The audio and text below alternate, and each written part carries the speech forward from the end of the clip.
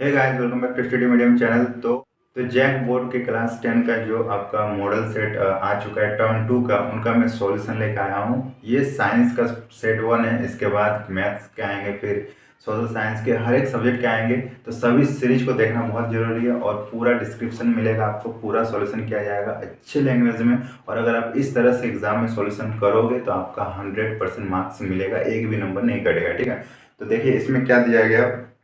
तो ये आप देख सकते हो, ये आपका मॉडल प्रश्न पत्र है और ये सेट 1 है। ठीक है, और ये आपका टर्म 2 का है। ठीक है, द्वितीय शारदीय परीक्षा। ओके, यहाँ पे लिखा गया क्लास 10 का है और ये सब्जेक्ट है साइंस। ओके, इसमें आपको 40 मार्क्स टोटल मार्क्स है और टाइम आपको मिलेंगे 1.5 घंटे। ठीक है, 1.5 घंटे मिलेंगे। इसमें पहले जो बताया गया उसमें बताया गया कि आपको टोटल 19 क्वेश्चंस मिलेंगे, मतलब 19 क्वेश्चंस रहेंगे। उसमें से क्वेश्चंस नंबर 1 से 7 तक आपका जो होंगे वो अति लघु उत्तरीय प्रश्न होंगे। अति लघु उत्तरीय प्रश्न में वो बहुत ही छोटे आपको आंसर देना, ज्यादा बड़ा नहीं देना। और प्रत्येक प्रश्न का आपको 2 मार्क्स मिलने वाले। ठीक है, प्रत्येक प्रश्न का आपको 2 मार्क्स मिलने वाले हैं और इसमें टोटल 7 प्रश्न है, लेकिन आपको उनमें से सिर्फ 5 का ही आंसर देना है। आप ये देख सकते हो, किन्हीं 5 का ही आंसर देना है। ओके, उसके बाद आप देख लो यहाँ पे प्रश्न नंबर 8 से 14 तक लघु उत्तरीय प्रश्न है। लघु उत्तरीय प्रश्न में ये ज्यादा छोटे भी नहीं है, ज्यादा बड़े भी नहीं है, मीडियम के होते हैं। और इसमें हर एक प्रश्न के आपको 3 नंबर मिलने वाले हैं। ठीक है, 3 मार्क्स मिलने वाले हैं और इसमें से भी आपको सिर्फ 5 प्रश्न के ही उत्तर देने हैं। ओके, उसके बाद सेक्शन सी में आते हैं। सेक्शन सी में आप देख सकते हो यहाँ पे प्रश्न नंबर 15 से 19 तक ये आपका सेक्शन सी रहेगा और ये आपका रहेगा दीर्घ उत्तरीय प्रश्न, मतलब इसमें आपको बड़ा आंसर देना है। और बड़ा आंसर मीन्स आपको 100 वर्ड्स में, मतलब 100 शब्दों में आपको लिखना है। ठीक है, और इसमें हर एक क्वेश्चन का आपको 5 मार्क्स मिलने वाले, मतलब यही मेन होता है। और इसमें भी आपको सिर्फ 3 प्रश्न का ही उत्तर देना, सारे का आंसर नहीं देना, सिर्फ 3 का देना है। तो पहले सेक्शन में आपको 5 प्रश्न के उत्तर देने हैं, हर एक का आपको मिल जाएंगे 2 नंबर, मतलब आपको मिल जाएंगे टोटल 10 नंबर। दूसरे सेक्शन में भी 5 ही आंसर देने हैं, परंतु हर एक में आपको 3 नंबर मिलेंगे, टोटल आपको मिल जाएंगे 15 नंबर। और तीसरे सेक्शन में आपको 3 ही क्वेश्चंस के आंसर देने हैं। ठीक है, और वहां आपको हर एक के 5 मार्क्स मिलेंगे, टोटल आपको मिल जाएंगे 15 नंबर। ये आप देख सकते हो 40 नंबर है। तो चलिए शुरू करते हैं सेक्शन 1 से, कैसे क्वेश्चंस आते हैं और कैसे सॉल्यूशन किया जाए देने। ठीक है, तो पहला क्वेश्चन जो है वो आप देख सकते हो, विद्युत आवेश के ऐसा मात्रक लिखिए एवं एक इलेक्ट्रॉन पर कितना विद्युत आवेश होता है, ये आपको लिखना है। ठीक है, तो इसका आंसर होगा विद्युत आवेश का ऐसा मात्रक कूलाम होता है। ठीक है, इसे सी द्वारा दर्शाया जाता है, मतलब कूलाम को सी द्वारा दर्शाया जाता है। और एक इलेक्ट्रॉन पर 1.6 इंटू 10⁻⁻19 कूलम होता है। इसको आप ऐसे लिख सकते हो, 1.6 इंटू 10⁻⁻19 कूलाम होता है। ठीक है, इतना आप लिख दोगे, आपको 2 नंबर मिल जाएंगे। ओके, चलिए नेक्स्ट क्वेश्चन को और देखते हैं। नेक्स्ट क्वेश्चन है, वोल्ट मीटर का प्रयोग कौन सी भौतिक राशि मापने के लिए की जाती है, इसे विद्युत परिपथ में किस तरह संयोजित किया जाता है। ओके, तो इसका आंसर हो जाएगा वोल्ट मीटर का प्रयोग विभवांतर, जिसको हम लोग वोल्टेज बोलते हैं, मापने के लिए किया जाता है। ठीक है, इसको आप ऐसे भी लिख सकते हो, वोल्ट मीटर का प्रयोग विभवांतर मापने के लिए किया जाता है, जिसे वोल्टेज कहा जाता है, तथा इसे विद्युत परिपथ में समांतर क्रम में जोड़ा जाता है। मतलब नेक्स्ट क्वेश्चन है, एक ऐसी धातु का उदाहरण दीजिए जो कमरे के ताप पर द्रव अवस्था में पाई जाती है। ठीक है, तो आंसर हो जाएगा पारा एक ऐसा धातु है जो कमरे के ताप पर द्रव अवस्था में पाई जाती है। और मरकरी, तो ये भी आप लिख देना। ठीक है, चलिए नेक्स्ट क्वेश्चन है। नेक्स्ट क्वेश्चन से एल्काइन का सामान्य सूत्र लिखें। तो एल्काइन का सामान्य सूत्र होता है CnH2n-2। ओके, ये एक फॉर्मूला से क्वेश्चंस जरूर आएंगे, इसको आप ध्यान देना। नेक्स्ट क्वेश्चन है, मेंडल ने अपने प्रयोग के लिए किस पौधे को चुना।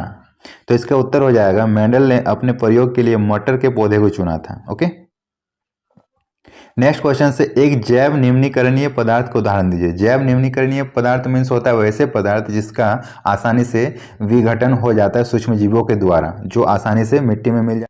तो इसका उत्तर हो जाएगा कपड़ा, लकड़ी, कागज और ऊनी कपड़े, ये सारे विघटित हो जाते हैं आसानी से। ठीक है, लेकिन प्लास्टिक इसका उल्टा होगा, वो जैव निम्नीकरणीय पदार्थ में नहीं आएंगे क्योंकि उसका। नेक्स्ट क्वेश्चन से उत्पादक अपने ऊर्जा के लिए किस पर निर्भर होते हैं। तो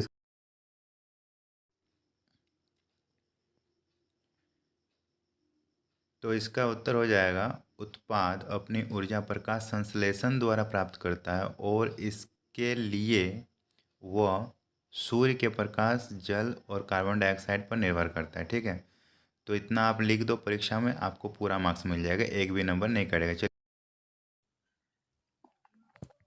तो अब देख लेते हैं सेक्शन बी में किस टाइप के क्वेश्चंस आते हैं। इनमें आपको सारे क्वेश्चंस नहीं बनाना है, सिर्फ 5 ही प्रश्नों का उत्तर देना है।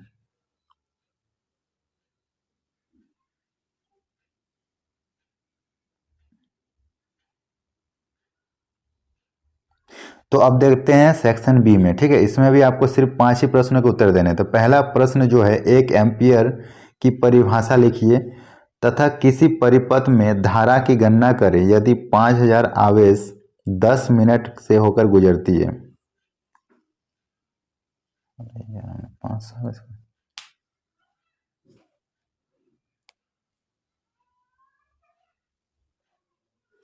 तो क्वेश्चन से 1 एम्पियर की परिभाषा लिखिए तथा किसी परिपथ में धारा की गणना करें यदि 500 कूलम, ये 500 कूलम है, आवेश 10 मिनट तक प्रवाहित होती है। तो 1 एम्पियर की परिभाषा तो ये होगी कि किसी परिपथ में 1 कूलम आवेश अगर 1 सेकंड तक प्रवाहित होती है तो वो 1 एम्पियर कहलाती है। ठीक है, तो सबसे पहले परिभाषा देख लेते हैं एम्पियर की। तो एम्पियर की परिभाषा ये होती है कि किसी भी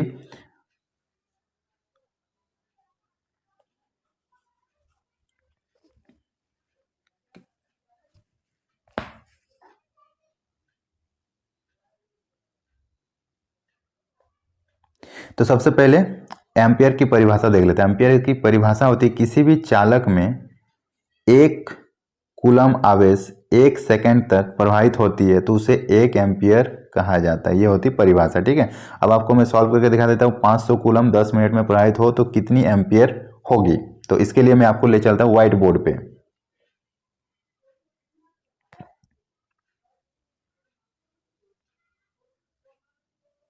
नेक्स्ट क्वेश्चन है, किसी तार का प्रतिरोध उसके अनुप्रस्थ काट के क्षेत्रफल में परिवर्तन के साथ किस प्रकार परिवर्तित होती है। तो इसका उत्तर हो जाएगा, किसी तार का प्रतिरोध उसके अनुप्रस्थ काट के क्षेत्रफल का व्युत्क्रमानुपाती संबंध होता है। मतलब कोई भी तार का प्रतिरोध होता है तो उसका जो क्षेत्रफल होता है ना, उसका व्युत्क्रमानुपाती,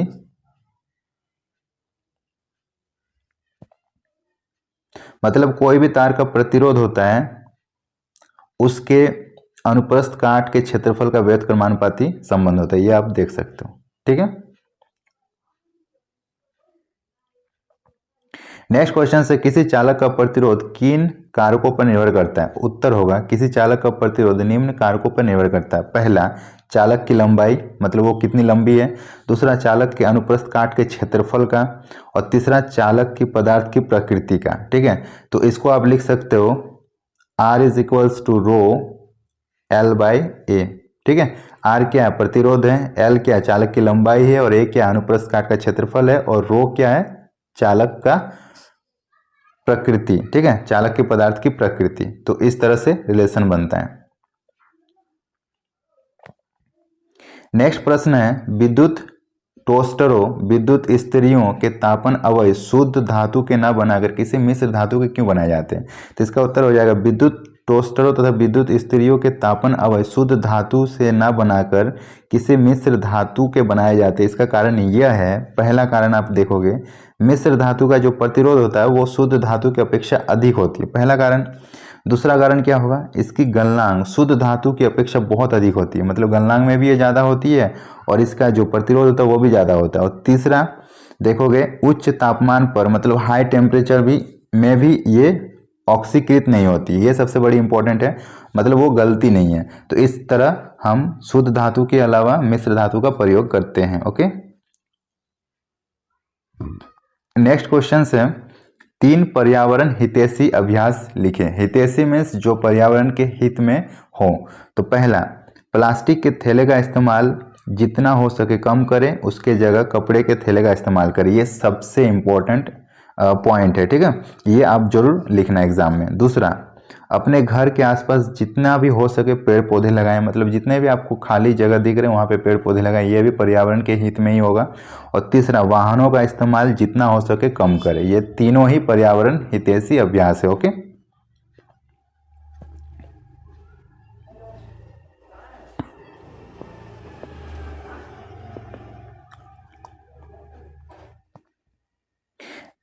नेक्स्ट क्वेश्चन है, समजात अंग से आप क्या समझते हैं, उदाहरण दें। तो इसका उत्तर हो जाएगा ऐसे अंग जो बनावट एवं उत्पत्ति के, तो इसका उत्तर होगा ऐसे अंग, अरे यार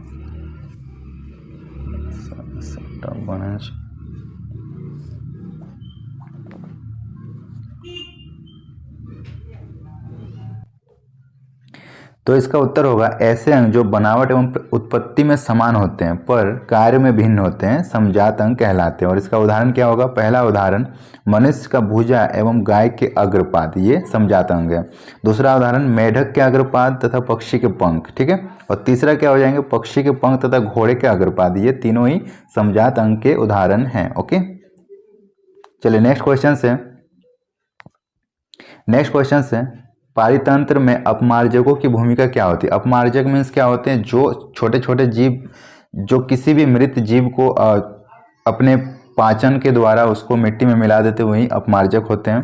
तो इसका उत्तर हो जाएगा पारितंत्र में अपमार्जक मृत अवशेषों का अपमार्जन करते हैं तथा यह मृत जीवों के शरीर को अपने भोजन के लिए उपयोग करते हैं, मतलब वो उसका भोजन होता है, तथा इनके जटिल कार्बनिक पदार्थ को सरल पदार्थों में परिवर्तित कर देते हैं और जिससे बहुत सारी जैव अपशिष्टों का विघटन हो जाता है। मतलब आप देखोगे कोई भी जानवर कहीं पे मर गया, वो मर के पड़ा हुआ है, तो वो तो अब सड़ने लगेगा, वो तो बहुत ही पर्यावरण को दूषित करेगा। तो वहाँ पे क्या होता है, छोटे छोटे जीव उसको ना पचाना शुरू कर देते हैं अपने भोजन के लिए, और उसको धीरे धीरे उसके जो कार्बनिक पदार्थ होते हैं, उसके जो जटिल कार्बनिक कण होते हैं, उसको सरल कार्बनिक पदार्थों में बदल देते हैं और उसको धीरे धीरे विघटित कर देते हैं, उसको मिट्टी में मिला देते हैं। तो ये करना बहुत भी जरूरी है।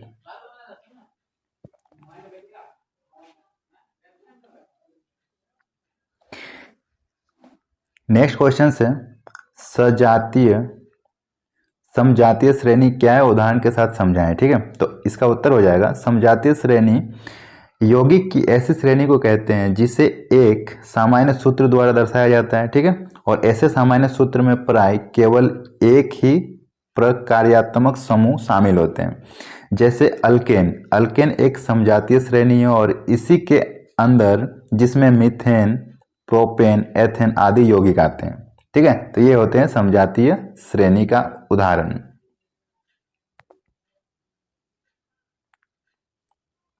अब चलिए चलते हैं सेक्शन सी की तरफ। सेक्शन सी में आपको किन्हीं तीन ही प्रश्नों के उत्तर देने हैं और इसमें आपको 5 मार्क्स मिलेंगे, मतलब ये आपके लॉन्ग क्वेश्चंस में से एक होंगे, ठीक है।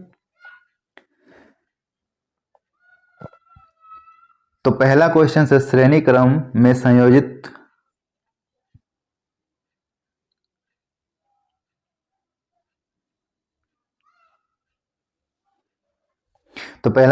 श्रेणी क्रम संयोजन को परिभाषित करें। एक विद्युत परिपथ में 3 प्रतिरोध जिनके प्रतिरोध क्रमशः R1, R2, R3 हैं को श्रेणी क्रम में जोड़ा गया। विद्युत परिपथ का तुल्य प्रतिरोध का व्यंजन प्राप्त करें। तो इसको आपको एक्सप्लेन करने के लिए व्हाइट बोर्ड में ले जाते हैं। चलिए चलते हैं व्हाइट बोर्ड की तरफ।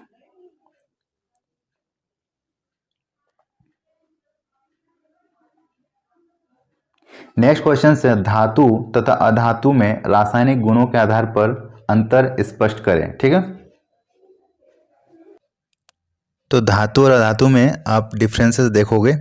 पहला अंतर होगा, धातु विद्युत धनात्मक तत्व होते हैं और इसलिए यह एक अथवा अधिक इलेक्ट्रॉन त्याग कर धनात्मक आयन बना सकते हैं। और अधातु में क्या होगा, अधातु विद्युत ऋणात्मक तत्व होते हैं और इसलिए एक अथवा अधिक इलेक्ट्रॉन ग्रहण करके ये ऋणात्मक आयन बनाते हैं। सबसे बड़ा अंतर ये होगा, ठीक है। दूसरा अंतर, धातुएं क्षारकीय ऑक्साइड बनाती है और अधातुएं अम्लीय तथा उदासीन ऑक्साइड बनाते हैं, ठीक है। तो ये दूसरा अंतर हो गया। अब देख लेते हैं तीसरा अंतर। तीसरा अंतर क्या होगा, अधिकांश धातुएं जल तथा भाप में से हाइड्रोजन को विस्थापित कर देती है और अधातु में क्या होगा, अधातुएं फ्लोरीन को छोड़कर, ये अपवाद है, अब इसको नहीं भी लिखोगे तो भी चलेगा। अधातुएं अधिकांशतः जल तथा भाप से अभिक्रिया नहीं करते हैं, ठीक है, ये सबसे बड़ा अंतर है। चलिए नेक्स्ट अंतर देख लेते हैं चौथे नंबर पे। वे धातुएं जो सक्रियता श्रेणी में हाइड्रोजन के ऊपर स्थित होती है तनु अम्लों में से हाइड्रोजन को विस्थापित कर देती है, ठीक है। और अधातु में क्या होगा, अधातुएं तनु अम्लों से अभिक्रिया ही नहीं करती है और इसलिए हाइड्रोजन को विस्थापित नहीं कर सकती है। ओके, चलिए पांचवा अंतर देख लेते हैं। धातुएं अपचायक का काम करती है और अधातुएं ऑक्सीकारक का कार्य करती है, ठीक है।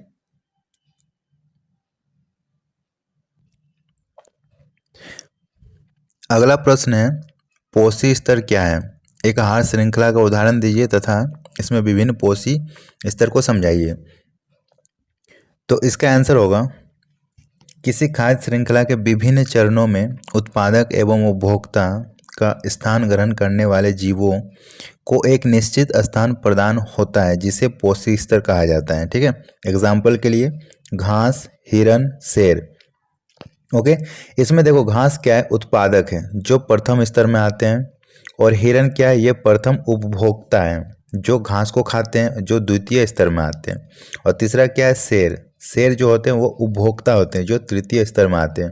मतलब घास जो होते हैं उसको हिरन खाता है और हिरन को शेर खाता है, ठीक है। तो इसलिए ये फर्स्ट स्तर, ये दूसरा स्तर, ये तीसरा स्तर।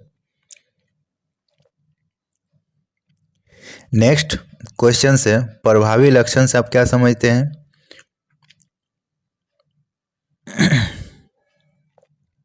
नेक्स्ट प्रश्न जो है वो आपका दो चरण में है, क और ख।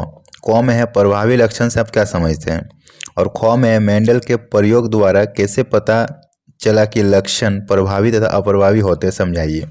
तो पहले क को देख लेते हैं। प्रभावी लक्षण, संकरण के पश्चात प्रथम पीढ़ी में जो लक्षण दिखाई देते हैं उसे प्रभावी लक्षण कहा जाता है। और अप्रभावी लक्षण किसे बोला जाता है? तो संकर के पश्चात प्रथम, और अप्रभावी लक्षण किसे कहा जाता है? संकरण के पश्चात प्रथम पीढ़ी में जो लक्षण नहीं दिखाई देते उसे अप्रभावी लक्षण कहते हैं। ये क में हो गया, ठीक है। अब देखिए ख में क्या था। ख में ये था कि जब मेंडल ने मटर के लंबे पौधे और बौने पौधे का संकरण कराया तो उसे प्रथम संतति पीढ़ी F1 में सभी पौधे लंबे प्राप्त हुए थे। इसका अर्थ ये था कि दो लक्षणों में केवल एक पैतृक लक्षण ही दिखाई दिया, उन दोनों का मिश्रण प्रमाण नहीं दिखाई दिया। फिर उनके पैतृक पौधों और F1 पीढ़ी के पौधे का स्वपरागण से उगाया। इस दूसरी पीढ़ी में F2 में सभी पौधे लंबे नहीं थे तो उन्होंने एक चौथाई पौधे बोने भी थे, उसमें एक चौथाई पौधे बोने भी थे। तो इस प्रकार मेंडल ने लंबे पौधे के लक्षण को प्रभावी और बोने पौधे के लक्षण को अप्रभावी बताया, ठीक है। इतना पूरा डिटेल्स है मेंडल के जो एक्सपेरिमेंट थे उनका। ओके,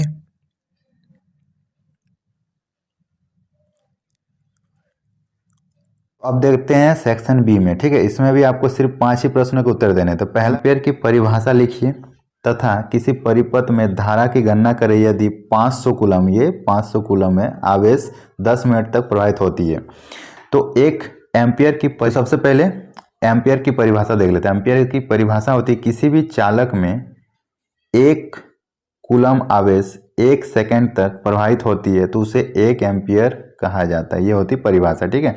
अब आपको मैं सॉल्व करके दिखा देता हूँ। 500 कूलम 10 मिनट में प्रवाहित हो तो कितनी एम्पीयर होगी। तो इसके लिए मैं आपको ले चलता हूँ व्हाइट बोर्ड पे। इसमें आपको दिया गया है आवेश कितना है, 500 कूलम, ठीक है। और इसमें दिया गया टाइम, टाइम कितना है, 10 मिनट। पूछा गया है करंट कितना पास हो रहा है, ठीक है। तो पहले टाइम को हम लोग सेकेंड में चेंज कर लेंगे। सेकेंड में चेंज करने के लिए हम लोग 60 से मल्टीप्लाई कर देंगे क्योंकि 1 मिनट में 60 सेकेंड होते हैं। जब इसको सॉल्व करोगे तो आपको मिलेगा 600 सेकेंड, ठीक है। मतलब 10 मिनट तो हम लोग 600 सेकेंड में बदल दिए। अब देखो I इज इक्वल्स टू क्या होता है, Q/T। मतलब तो ये कहाँ से है आपको पता होगा, किसी चालक में 1 कूलाम आवेश 1 सेकंड के लिए प्रवाहित होती है तो उसे 1 एम्पियर विद्युत धारा प्रवाहित होना कहलाता है। ठीक है, वहीं से ये आया। अब हम लोग क्या करेंगे, वैल्यू पुट कर देंगे। क्यू का मान कितना है 500 मैंने रख दिया, और टी का मान कितना है 600 सेकेंड। ठीक है, मिनट नहीं रखेंगे क्योंकि सेकंड से हम लोगों को काम है, क्योंकि सेकंड यूनिट होता है। ठीक है, और इसको काट देंगे तो आंसर आएगा 5/6। इसको जब आप सॉल्व करोगे तो 0.83 एम्पियर आएगा। ठीक है, तो ये आपका करेक्ट आंसर है। ओके, नेक्स्ट क्वेश्चन है, किसी तार का प्रतिरोध उसके अनुप्रस्थ काट के क्षेत्रफल में परिवर्तन के साथ किस प्रकार परिवर्तित होती है। तो इसका उत्तर हो जाएगा, किसी तार का प्रतिरोध उसके अनुप्रस्थ काट के क्षेत्रफल का व्युत्क्रमानुपाती संबंध होता है। मतलब कोई भी तार का प्रतिरोध होता है उसके अनुप्रस्थ काट के क्षेत्रफल का व्युत्क्रमानुपाती संबंध होता है, ये आप देख सकते हो। ठीक है, नेक्स्ट क्वेश्चन से, किसी चालक का प्रतिरोध किन कारकों पर निर्भर करता है। उत्तर होगा, किसी चालक का प्रतिरोध निम्न कारकों पर निर्भर करता है। पहला, चालक की लंबाई, मतलब वो कितनी लंबी है। दूसरा, चालक के अनुप्रस्थ काट के क्षेत्रफल का। और तीसरा, चालक की पदार्थ की प्रकृति का। ठीक है, तो इसको आप लिख सकते हो R is equals to rho L/A। ठीक है, R क्या है, प्रतिरोध है, L क्या है, चालक की लंबाई है, और A क्या है, अनुप्रस्थ काट का क्षेत्रफल है, और रो क्या है, चालक का प्रकृति। ठीक है, चालक के पदार्थ की प्रकृति। तो इस तरह से रिलेशन बनता है। नेक्स्ट प्रश्न है, विद्युत टोस्टरों विद्युत इस्त्रियों के तापन अवयव शुद्ध धातु के न बनाकर किसी मिश्र धातु के क्यों बनाए जाते हैं। तो इसका उत्तर हो जाएगा, विद्युत टोस्टरों तथा विद्युत इस्त्रियों के तापन अवयव शुद्ध धातु से न बनाकर किसी मिश्र धातु के बनाए जाते हैं। इसका कारण यह है, पहला कारण आप देखोगे, मिश्र धातु का जो प्रतिरोध होता है वो शुद्ध धातु की अपेक्षा अधिक होती है, पहला कारण। दूसरा कारण क्या होगा, इसकी गलनांक शुद्ध धातु की अपेक्षा बहुत अधिक होती है, मतलब गलनांक में भी ये ज़्यादा होती है और इसका जो प्रतिरोध होता है वो भी ज़्यादा होता है। और तीसरा देखोगे, उच्च तापमान पर मतलब हाई टेम्परेचर में भी ये ऑक्सीकृत नहीं होती, ये सबसे बड़ी इंपॉर्टेंट है, मतलब वो गलती नहीं है। तो इस तरह हम शुद्ध धातु के अलावा मिश्र धातु का प्रयोग करते हैं। ओके, नेक्स्ट क्वेश्चन है, 3 पर्यावरण हितैषी अभ्यास लिखें। हितैषी मीन्स जो पर्यावरण के हित में हो। तो पहला, प्लास्टिक के थैले का इस्तेमाल जितना हो सके कम करें, उसके जगह कपड़े के थैले का इस्तेमाल करें। ये सबसे इम्पोर्टेंट पॉइंट है। ठीक है, ये आप जरूर लिखना एग्जाम में। दूसरा, अपने घर के आसपास जितना भी हो सके पेड़ पौधे लगाएं, मतलब जितने भी आपको खाली जगह दिख रहे हैं वहाँ पे पेड़ पौधे लगाएं, ये भी पर्यावरण के हित में ही होगा। और तीसरा, वाहनों का इस्तेमाल जितना हो सके कम करें। ये तीनों ही पर्यावरण हितैषी अभ्यास है। ओके,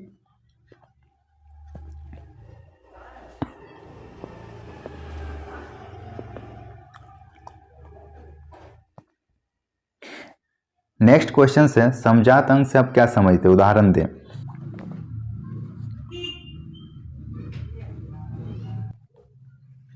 तो इसका उत्तर होगा, ऐसे अंक जो बनावट एवं उत्पत्ति में समान होते हैं पर कार्य में भिन्न होते हैं समजात अंक कहलाते हैं। और इसका उदाहरण क्या होगा, पहला उदाहरण, मनुष्य का भुजा एवं गाय के अग्रपाद, ये समजात अंग है। दूसरा उदाहरण, मेढक के अग्रपाद तथा पक्षी के पंख। ठीक है, और तीसरा क्या हो जाएंगे, पक्षी के पंख तथा घोड़े के अग्रपाद। ये तीनों ही समजात अंक के उदाहरण हैं। ओके, चलिए नेक्स्ट क्वेश्चन है। नेक्स्ट क्वेश्चन है, पारितंत्र में अपमार्जकों की भूमिका क्या होती है। अपमार्जक मीन्स क्या होते हैं, जो छोटे छोटे जीव जो किसी भी मृत जीव को अपने पाचन के द्वारा उसको मिट्टी में मिला देते, वही अपमार्जक होते हैं।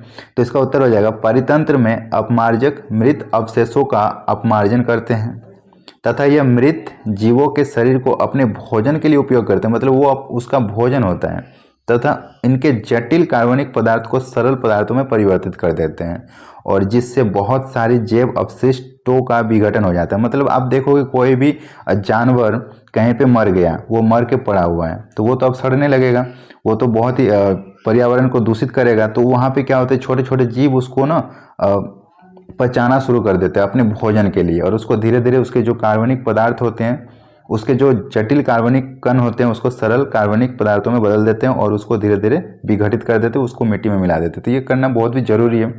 नेक्स्ट क्वेश्चन है, सजातीय समजातीय श्रेणी क्या है, उदाहरण के साथ समझाएं। ठीक है, तो इसका उत्तर हो जाएगा समजातीय श्रेणी यौगिक की ऐसी श्रेणी को कहते हैं जिसे एक सामान्य सूत्र द्वारा दर्शाया जाता है। ठीक है, और ऐसे सामान्य सूत्र में प्राय केवल एक ही प्रकार्यात्मक समूह शामिल होते हैं। जैसे अल्केन, अल्केन एक समजातीय श्रेणी है और इसी के अंदर जिसमें मीथेन, प्रोपेन, एथेन आदि यौगिक आते हैं। ठीक है, तो ये होते हैं समजातीय श्रेणी का उदाहरण।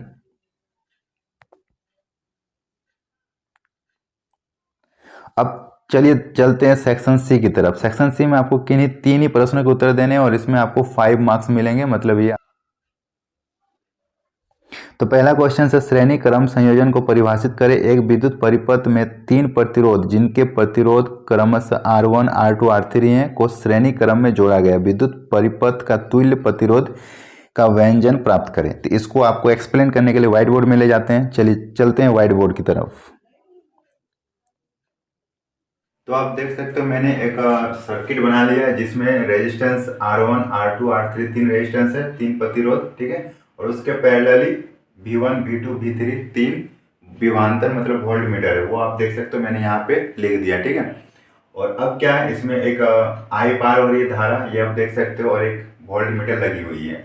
ओके, और ये ठीक है। अब इसमें हम लोग क्या करेंगे, ओम्स नियम लगाएंगे। ओम्स नियम मतलब ओम्स नियम के अनुसार, ठीक है, V is equals to I R होता है। ठीक है, V is equals to I R होता है। बट यहाँ पे देखो हमारा तीन V है, मतलब तीन टाइप के V है, V1, V2, V3 है, और R भी तीन टाइप के, R1, R2, R3। ठीक है, तो क्या होंगे, ये मान लीजिए इक्वेशन 1 है, तो V1 इज इक्वल्स टू हो जाएंगे आई R1, ये इक्वेशन 2 हो जाएंगे। V2 is equals to I R2, ये इक्वेशन 3 हो जाएंगे। And V3 is equals to I R3, ये इक्वेशन 4 हो जाएंगे। ठीक है, लेकिन आपको पता होगा टोटल विभवांतर कुल विभवांतर इज इक्वल्स टू V है, और V इज इक्वल्स टू क्या हो जाएंगे, V1 plus V2 plus V3। ठीक है, और इसी पे ये सारे वैल्यू पुट कर देंगे। ठीक है, इस पे ये सारे वैल्यू पुट करने के बाद क्या हो जाएंगे, तो मतलब V is equals to I R, तो यहाँ पे मैंने आई आर लिख दिया। V1 is equals to I R one लिख दिया। V2 is equals to I R two लिख दिया। And V3 is equals to I R three लिख दिया। ओके, आप ये देख सकते हो, देखो सभी में आई कॉमन है, तब क्या करोगे, आई को साइड ले लोगे। आई को हमने कॉमन ले लिया, R1, R2, R3, और ये जो आई कैंसिल आउट हो गया, तो आपके सामने क्या बचे, R is equals to R1 plus R2 plus R3। यही आपको प्रूफ करना था। तो जितना हमने लिखा बस इतना आपको लिख देना है एग्जाम में, एक भी मार्क्स आपका कटेगा नहीं। ठीक है, आप इसको देख लो। ओके, नेक्स्ट क्वेश्चन न्यूमेरिकल है, उसको भी बोर्ड में ही बताएंगे। तो आप देख सकते हो इसमें क्या है, क्वेश्चंस में दिया हुआ है कि आपके पास तीन रेजिस्टेंस हैं। आप ये देख सकते हो, पहला 5 ओम, दूसरा 10 ओम और तीसरा 30 ओम, और वोल्ट जो है आपका 12 वोल्ट दिया हुआ विभवांतर। ठीक है, तो इसमें पूछा गया कि आपका समतुल्य प्रतिरोध क्या होगा, मतलब R क्या होगा। तो R निकालने के लिए समांतर के लिए हम लोग आई आर लेते हैं, तो समांतर क्रम में हम लोग 1/R लेते हैं। 1/R is equals to 1/R1 plus 1/R2 plus 1/R3 लेते हैं। ठीक है, सभी का मान आप यहाँ पे पुट कर दो, तो 1/R is equals to 1/5, 1/10, 1/13। Okay, तो 1/R is equals to 13, LCM ले लोगे, फिर इसको करोगे सॉल्व, तो 6 आएगा, यहाँ पे 3 आएगा और यहाँ पे 1 आएगा। सॉल्व करो, 10/3 कट गया, मतलब 1/3 आया। ये जो 1/3 है ना, वो 1/R का वैल्यू है, और मुझे पूछा गया है R का मान, तो R इज इक्वल्स टू 3, उल्टा कर दोगे। ठीक है, तो R का वैल्यू आ गया 3। अब सेकंड में क्या पूछा गया, ये तो ए में था। बी में क्या पूछा गया, बी में पूछा गया फाइंड आई, मतलब आपको करंट पूछा गया, ठीक है। तो करंट इज इक्वल्स टू होता है V बाई आर, ठीक है। V हमारा कितना दिया हुआ, आप ये देख सकते हो 12 वोल्ट, हमने यहाँ पे 12 लिख दिया, और R कितना हुआ 3 से डिवाइड करते हैं तो ये आ गया 4 एम्पियर, ठीक है। ये आपका बी कंप्लीट, ओके। अब सी में क्या पूछा गया है, सी में पूछा गया है कि I1 I2 I3 का मान निकालना है, ठीक है। तो चलिए I1 is equals to V बटा R1 होगा, ओके। तो V कितना है 12 और R1 कितना, आप ये देख सकते हो 5, इसको सॉल्व करोगे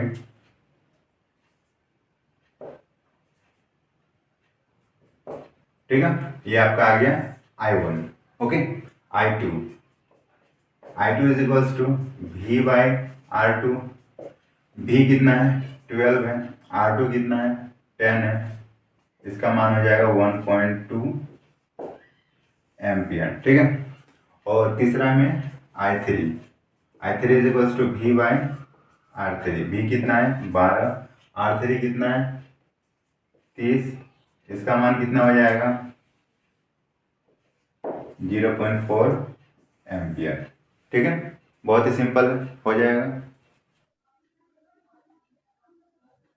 नेक्स्ट क्वेश्चन से धातु तथा अधातु में रासायनिक गुणों के आधार पर अंतर स्पष्ट करें, ठीक है। तो धातु और अधातु में आप डिफरेंसेस देखोगे। पहला अंतर होगा, धातु विद्युत धनात्मक तत्व होते हैं और इसलिए यह एक अथवा अधिक इलेक्ट्रॉन त्याग कर धनात्मक आयन बना सकते हैं।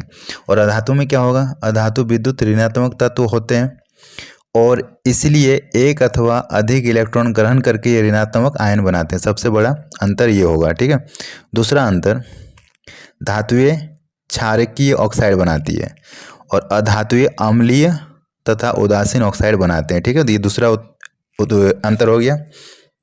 अब देख लेते हैं तीसरा अंतर। तीसरा अंतर क्या होगा, अधिकांश धातुएं जल तथा भाप में से हाइड्रोजन को विस्थापित कर देती है और अधातु में क्या होगा, अधातुएं फ्लोरीन को छोड़कर, ये अपवाद है, अब इसको नहीं भी लिखोगे तो भी चलेगा, अधातुएं अधिकांशतः जल तथा भाप से अभिक्रिया नहीं करते हैं, ठीक है। ये सबसे बड़ा अंतर है।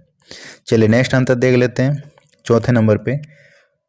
वे धातुएं जो सक्रियता श्रेणी में हाइड्रोजन के ऊपर स्थित होती है तनु अम्लों में से हाइड्रोजन को विस्थापित कर देती है, ठीक है। और अधातु में क्या होगा, अधातुएं तनु अम्लों से अभिक्रिया ही नहीं करती है और इसलिए हाइड्रोजन को विस्थापित नहीं कर सकती है, ओके। चलिए पांचवा अंतर देख लेते हैं। धातुएं अपचायक का काम करती है और अधातुएं ऑक्सीकारक का कार्य करती है, ठीक है। अगला प्रश्न है, पोषी स्तर क्या है, एक आहार श्रृंखला का उदाहरण दीजिए तथा इसमें विभिन्न पोषी स्तर को समझाइए। तो इसका आंसर होगा, किसी खाद्य श्रृंखला के विभिन्न चरणों में उत्पादक एवं उपभोक्ता का स्थान ग्रहण करने वाले जीवों को एक निश्चित स्थान प्रदान होता है जिसे पोषी स्तर कहा जाता है, ठीक है। एग्जाम्पल के लिए घास, हिरन, शेर, ओके।